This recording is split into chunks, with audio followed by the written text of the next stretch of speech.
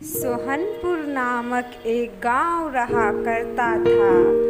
उस गांव में करकराती धूप छा रही थी और उसी धूप में एक लकड़हारे का परिवार, उसकी दो बेटी मुन्नी और सोनी एक पेड़ के नीचे खड़े होकर के बातें कर रहे होते हैं। जो पिताजी, कितनी करकराती धूप है, क्यों ना हम इस पेड़ के नीचे ही आराम कर ले। तभी उसके पिता बोलते हैं कि बेटी, हमारे नसीब में आराम करना लिखा ही कहाँ है। तुम बड़ी हो गई हो, तुम्हारी शादी के लिए तो पैसे इकट्ठे करने ही होंगे और उसके लिए तो बेटी मेहनत भी करनी पड़ेगी और बैठने से तो कुछ होने वाला नहीं है। तभी उसकी बेटी बोलती है कि पिताजी, आप चिंता क्यों कर रहे हैं? मैं अभी पढ़ाई कर रही हूँ और मेहनत से पढ़ाई करके मैं एक अच्छी सी जॉब करूँगी और उसके बाद मैं एक अच्छी मेहनत करके जॉब करके पैसे इकट्ठे करूँगी पिताजी। उससे मैं आपके लिए एक सुंदर सा घर बना दूँगी और उसके बाद आपको इतनी मेहनत भी नहीं करनी पड़ेगी। तभी उसके पिताजी बोलते हैं कि हाँ बेटी, इसी की तो आशा करते हैं कि तुम कब अच्छी सी जॉब करो और लेकिन बेटी, तब पर भी मैं मेहनत करना नहीं छोड़ूंगा, क्योंकि हर एक व्यक्ति को मिल जाने पर भी धन दौलत, फिर भी लोगों को मेहनत करना नहीं बंद करना चाहिए। और बेटी, ये तो मेरा पैसा है लकड़ी का, तो ये तो मैं करूँगा ही। और ये सारी बातें करते हुए वे लोग वहाँ आराम करते हैं। दूसरी तरफ सोनी अपनी सहेली मीना को बुलाती है और बोलती है कि अरे मीना, कुछ सोचो, जो क्यों ना हम लोग शाम तालाब के समय जो एक पेड़ है और एक पुरानी सी झोपड़ी है, उस झोपड़ी के नीचे हम लोग क्यों ना पिकनिक मनाया जाए, क्योंकि इतनी करकराती धूप है। इस धूप में तो हम लोग घर से बाहर तक नहीं निकल पाते हैं और ना ही घूमने तक जा पाते हैं। तो क्यों ना हम सब मिल कर के अपने घरों से सामग्री को लेकर के इकट्ठे हो जाए और बहुत सारे बच्चे को भी बुला करके शाम के समय उस तालाब के किनारे बसी हुई झोपड़ी, जहाँ पे एक पेड़ है, वहाँ पे पिकनिक मनाया जाए। मीना बोलती है सही बोलती हो सोनी, और वे लोग उस पेड़ के नीचे चले जाते हैं जहाँ पे टूनी चिड़िया सफाई का कार्य कर रही होती है। तभी मीना और सोनी बोलती है, अरे टूनी चिड़िया, तुम यहाँ सफाई क्यों कर रही हो?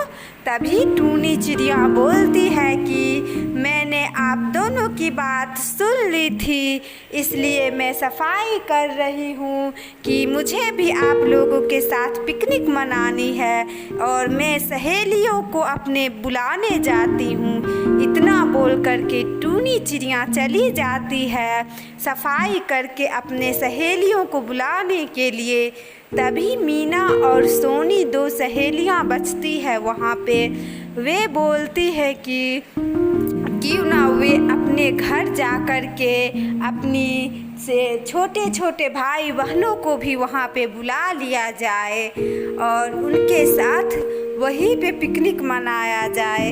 तभी मीना बोलती है, जो ठीक है बहन, तुम सही बोल रही हो, क्यों ना हम कुछ घर वाले को भी यहाँ पे इकट्ठा करके बुला लिया जाए, ताकि सभी मिलकर के इस पिकनिक का जो है पिकनिक का मज़ा लिया जाए। और आज पिकनिक में बहुत ही अच्छे अच्छे खाना बनाया जाएगा।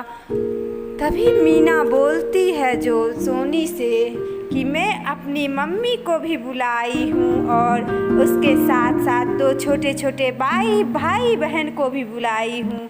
और तभी उसकी मम्मी एक लकड़ी के चूल्हे और घड़े लेकर के आ जाती है। उसके 2 भाई बहन होते हैं।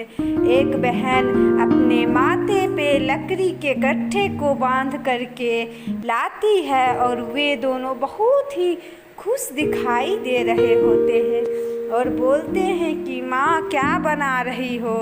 तभी सोनी वहाँ पे बोलती है, जो आंटी जी बहुत ही टेस्टी कुछ बनाया कीजिए। तभी उसकी आंटी जी बोलती है, जो हाँ सोनी बना रहे हैं हम यहाँ पे आज पिज़्ज़ा बनाएंगे, जो कि तो बाज़ार में ही मिलती है और इस करकराती धूप में तो पिज़्ज़ा मिलेगी नहीं, तो मैंने सीखा है तवा पे पिज़्ज़ा बनाना और इसी के लिए मैंने लकड़ी का इंतज़ाम भी किया है और चूल्हे का भी इंतज़ाम किया है और पिज़्ज़ा बनाने के सारे सामग्री को भी मैंने इकट्ठा कर लिया है। अब मैं पिज़्ज़ा बनाऊंगी तभी तो पिकनिक मनाने का असली मज़ा आएगा। और क्यों मीना, तुमने अपने भाई बहन को नहीं बुलाया है क्या? तभी मीना के भाई बहन भी आ जाते हैं और वे एक चटाई को बिछा करके घर से कुछ फल और कुछ भोजन लाए होते हैं। तब तक भोजन पिज़्ज़ा उनका तैयार नहीं होता है, तब तक वे लोग वहीं पे बैठ कर के घर से लाया हुआ खाना बैठ कर के खाते हैं। और इधर मीना की माँ और उसके छोटे छोटे भाई बहन पिज़्ज़ा बनाने में लग जाते हैं और सभी लोग खा करके चले जाते हैं। तभी एक चुड़ैल आती है शाम के समय, चूँकि वह झोपड़ी जो था वह उस चुड़ैल का ही था और चुड़ैल का झोपड़ी के सामने बहुत सारा कचरा फैल जाता है। वह बोलती है कि किसकी इतनी हिम्मत हुई जो मेरे घर के आगे इतनी कचरा फैला करके रख दिया है। लगता है कि उन गांव वालों ने यहाँ पे आने की हिम्मत की है, अब उन्हें उनकी सज़ा मिलेगी।